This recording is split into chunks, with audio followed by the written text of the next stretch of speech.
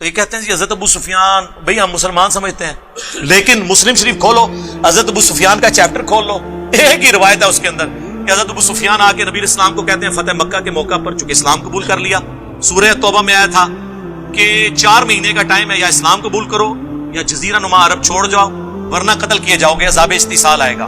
یہ طلقاء ہیں، مسلمان ہو گئے رضی اللہ عنہ، ہم مطلب ان کا اس اعتبار سے احترام کرتے ہیں، لیکن صحابہ کرام کو عزم نہیں ہوتا تھا کہ یار پوری زندگی انہوں نے جنگیں کی ہیں، آخری اوور میں آ کے یہ مسلمان ہو گئے ہیں، تو وہ ان کے ساتھ نہیں بیٹھتے تھے۔ ظاہر ہے کہ ان کے باپ دادا مرے ہوئے تھے ان لوگوں کے ہاتھوں۔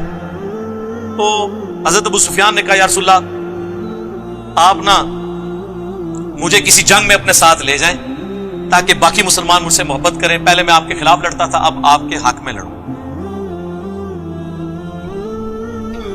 یہ انہوں نے ریکویسٹ کی اور نبی اسلام لے بھی گئے غزوہ حنین کے موقع پر، لیکن پھر مصیبت بن جائے گی، بخاری مسلم میں موجود ہے، نبی صلی اللہ علیہ وآلہ وسلم نے حضرت ابو سفیان کو 100 اونٹ گفٹ کر دیے۔ سر آج 100 اونٹ جو ہے نا 3-4 کروڑ میں سے کم نہیں بنتا۔ تو انصار مدینہ آپس میں چیما گوئیاں کرنا شروع ہو گئے، بخاری مسلم دونوں میں کہ ابھی تو قریش کا خون ہماری تلواروں سے ٹپک رہا ہے، اور نبی علیہ السلام نے بجائے انصار کو مال غنیمت دینے کے اپنے انہی دشمنوں کو 100 اونٹ دے دیے۔ مسلم میں تو بڑے سخت الفاظ ہیں، چند جو نوجوان تھے، نوجوان ذرا زبان کے تیز ہوتے ہیں نا، انہوں نے کہہ دیا اس شخص پہ اس کے قبیلے کی محبت غالب آ گئی ہے، یعنی رسول اللہ کے بارے میں۔ ابھی کلمات کفر تھے، لیکن حضور کو وحی کے ذریعے اللہ نے بتایا، حضور نے ان کو بلا لیا، تم نے یوں یوں یوں یوں کہا ہے۔ سینئر بیچ میں بڑا ان کا یہ بچے ہیں جی، انہوں نے جذبات میں کہہ دیا، حضور نے ان کو نہیں ڈانٹا، معذرت کی، انہوں نے کہا اللہ اور اس کا رسول تمہارا عذر قبول کرتے ہیں۔ نبی علیہ السلام نے آگے سے عذر قبول کیا۔ پھر آپ علیہ السلام نے فرمایا اگر پوری دنیا ایک گھاٹی میں چلے اور انصار دوسری گھاٹی میں، میں ان کے ساتھ چلوں گا، میرا جینا اور مرنا انصار کے ساتھ ہے، اگرچہ فتح مکہ ہو چکی لیکن میں واپس مدینہ جاؤں گا۔ کیا تم اس بات پہ خوش نہیں کہ لوگ دنیا کا مال لے جائیں اور تم اللہ کے رسول کو لے جاؤ؟ اللہ کے رسول کو لے جانے والے انصار تھے، دنیا کا مال لینے والے بنو امیہ تھے۔ اسی لیے بخاری مسلم میں حدیث ہے انصار سے محبت نہیں رکھے گا مگر مؤمن، انصار سے بغض نہیں رکھے گا مگر منافق۔ بخاری مسلم میں حدیث ہے انصار صبر کرنا میرے بعد اور لوگوں کو تم پر ترجیح دی جائے گی، تم صبر کرنا حتیٰ کہ حوض کوثر پہ آ کے مجھے ملنا۔ حوض کوثر پہ کیا ہوگا؟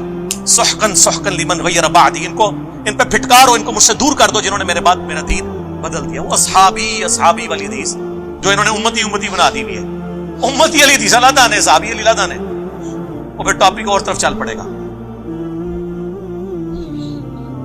اسی مسلم کی حدیث میں حضرت ابو سفیان نے کہا یا رسول اللہ ایک تو مجھے جنگ میں لے جائیں، دوسرا میرا یہ بیٹا جو معاویہ ہے یہ کتابت جانتا ہے، آپ اسے اپنا کاتب رکھ لیں، جس سے انہوں نے کاتب وحی نکالا ہوا ہے۔ اور راوی حدیث کہتے ہیں کہ ابو سفیان اگر حضور سے یہ ریکویسٹ نہ کرتا، حضور خود سے ان کو یہ کبھی یہ چیزیں نہ دیتے، کیونکہ وہ جو راوی تھا نا اس نے میری ویڈیوز دیکھی ہوئی تھی، ظاہر ہے یہی کہہ دیں گے یہ لوگ۔ انہوں نے کہا اس لیے کہ حضور کی یہ عادت تھی کہ آپ انکار نہیں کسی کو کرتے تھے۔ کاتب رکھوا لیا، ایک کاتب وحی اس طرح بھرتی ہوئی ہے سفارشی، اسی طرح ہی ہوئی ہے نا، اور اس میں کاتب کے الفاظ ہیں، کاتب وحی کے نہیں ہیں۔ صحیح مسلم میں ایک اور حدیث ہے، نبی علیہ السلام نے اپنے عباس سے کہا کہ معاویہ کو بلاؤ، میں اس سے کتابت کروانا چاہتا ہوں، وہاں بھی کاتب وحی نہیں۔ ایک دفعہ گئے، واپس آ گئے، انہوں نے کہا میں کھانا کھا رہا ہوں، دوسری بار تیسری بار، کتنا کھانا کھانا تھا؟ پھر نبی علیہ السلام کی مبارک زبان سے الفاظ نکلے خدا اس کا پیٹ نہ بھرے۔ بس یہ زبان سے نکلنے والی بات، وہ کہتے ہیں مسلم شریف میں حدیث ہے کہ اگر میں کسی کو بددعا دوں تو اللہ اس کو دعا بنا دینا۔ سر ایسی کوئی حدیث نہیں ہے، اس کے ساتھ الفاظ ہیں اگر اس بددعا کا اہل نہ ہو تو دعا بنا دینا، اگر اہل ہے تو وہ بددعا ہی بنے گی۔ جی جن کو دعائیں لگی ہوئی ہیں نا وہ پتہ ہے ہمیں۔ بخاری مسلم حدیث ہے، انس ابن مالک کہتے ہیں مجھے حضور نے کثرت اولاد کی دعا دی تھی، میں 100 سے زیادہ پوتے پڑ پوتے اپنے ہاتھوں سے دفنا چکا ہوں، اتنی میری اولاد ہوئی ہے۔ 120 سال کی عمر میں آلموسٹ فوت ہوئے ہیں وہ، اس زمانے میں تو 15-20 سال کی عمر میں شادی ہو جاتی تھی۔ تو جن کو اولادیں ملی ہوئی ہیں نا وہ دعاؤں کا اثر بخاری مسلم میں موجود ہے۔ ادھر آپ دیکھ لیں، آپ کتاب الاوائل اٹھا لیں ابن ابی عاصم کی، اس میں انہوں نے لکھا ہے کہ پہلا شخص، بلکہ مصنف ابن ابی شیبہ میں موجود ہے، پہلا شخص اس امت میں جنہوں نے بیٹھ کے خطبہ شروع کیا وہ حضرت معاویہ رضی اللہ تعالیٰ عنہ تھے، کیونکہ ان کا پیٹ بہت بڑھ گیا ہوا تھا دعا کی وجہ سے. میں تو دعا ہی کہوں گا نا، میں بدعا تو نہیں کہہ سکتا. پھر دلائل النبوہ امام بیہقی کی وہ کتاب ہے جس میں 3500 حدیثیں یہ ہیں کہ نبی علیہ السلام کی پروفیسیز اور مستقبل کی خبریں صحیح ثابت ہوئی ہیں. عمار کو باغی جماعت قتل کرے گی، یہ حدیث بھی وہ لے کے آئے، اور بھی کئی حدیثیں. اور وہ یہ حدیث بھی لے کے آئے کہ ابن عباس والی جو حضور نے بھیجا تھا، بلاؤ اس کو، میں نے اس سے کتابت کروانی ہے. چوتھی دفعہ آپ نے فرمایا خدا اس کا پیٹ نہ بھرے، اور اس کے آگے لکھا ہے کانا یکتب الوحی، وہ وہی لکھا کرتے تھے. یہ واحد جگہ ہے دلائل النبوہ جہاں وحی کے الفاظ ہیں، باقی ہر جگہ کاتب کے ہیں، خطوط لکھنے والا. اور یہ بس اتنا ٹکڑا اٹھاتے کانا یکتب الوحی، آگے لکھا ہے وہ حدیث کا راوی کہتا ہے کہ حضور کی یہ پیش گوئی پھر پوری ہوئی اور پوری زندگی حضرت معاویہ کا پیٹ نہیں بھر سکا. یہ سال لکھا ہوا ہے کانا یکتب الوحی کے. اور دوسرا میں ان سے معصومانہ سوال کرتا ہوں، دلائل النبوہ میں حضور کی پیش گوئیاں ہیں جو مستقبل میں پوری ہونے والی ہیں، اس حدیث میں کون سی پیش گوئی تھی جو پوری ہوئی ہے؟ یہ حدیث اس کتاب میں کیا کر رہی ہے کہ خدا اس کا پیٹ نہ بھرے؟ جب تک کہ پیٹ نہ بھرا جائے تو یہ پیش گوئی پوری، اور وہ ساز راوی نے کہہ دیا. اب جب یہ ہم باتیں بتاتے ہیں، یہ کہتے ہیں یہ بولتا ہے، یہ میں بول رہا ہوں. امام بیہقی کو کہو رافضی، امام مسلم کو کہو، امام بخاری کو کہو. امام مسلم نے تو مسلم کے مقدمے میں لکھا ہے میں عوام الناس کے لیے حدیثیں لکھ رہا ہوں، اور یہ حدیثیں ہی مسلم میں ہیں. ہم سب و شتم کی بات کرتے ہیں تو وہ مسلم میں ہے. 6229 بخاری میں کچھ حصہ ہے اس کا کہ بنو مروان کہا کرتے تھے، ممبروں پہ بلا کے لوگوں کو، صحابہ کرام کو مجبور کرتے تھے کہ حضرت علی پہ لعنت کرو. الفاظ ہے لعن اللہ وبت تراب، نعوذ باللہ.